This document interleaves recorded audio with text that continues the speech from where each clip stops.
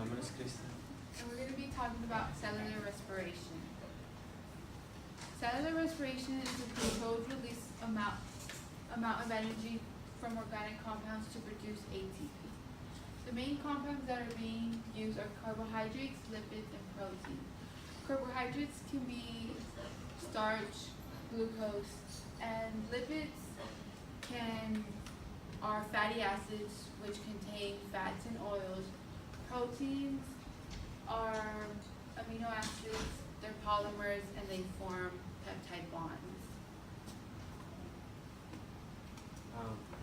There are two types of cellular respiration. One is anaerobic respiration, and the second one is aerobic respiration. This is the formula for cellular respiration. This is glucose plus oxygen, and it equals carbon dioxide plus water plus energy, which is ATP. ATP stands for adenosine triphosphate. It is an energy molecule that functions as a storage to provide energy for the cell. ATP is produced or made by 3 phosphate ions. So to get adenosine diphosphate, which contains 2 phosphate ions, you add another phosphate ion which releases energy into the cell, and then you do that vice versa to get ADP, which stores energy for the cell.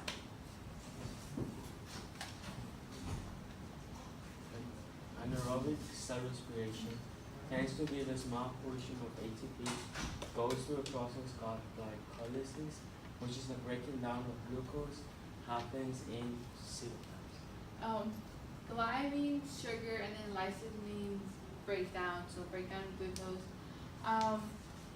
Both anaerobic and aerobic first go through this. They start with 6 carbons, then it breaks into 2 pyruvates, each containing 3 carbons.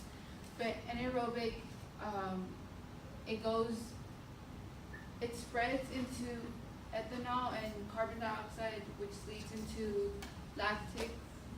alcoholic fermentation and lactic acid in animals. And after the process, there's no ATP being produced.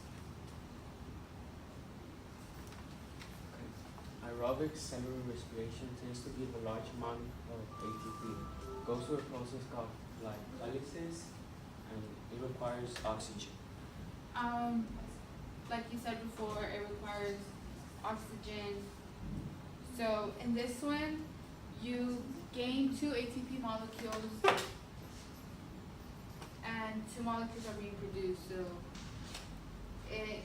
And then it also goes to the Krebs cycle, which is a coenzyme A, and then with that one, it rotates twice to get more ATP, which you get 2 more ATP molecules, 6 NADH and 2 FADH.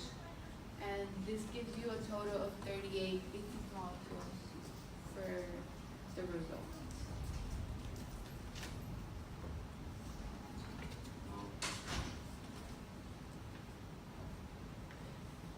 Sugar plus yeast is for fermentation, and sugars can be glucose, fructose, or sucrose, and they convert into cellular energy.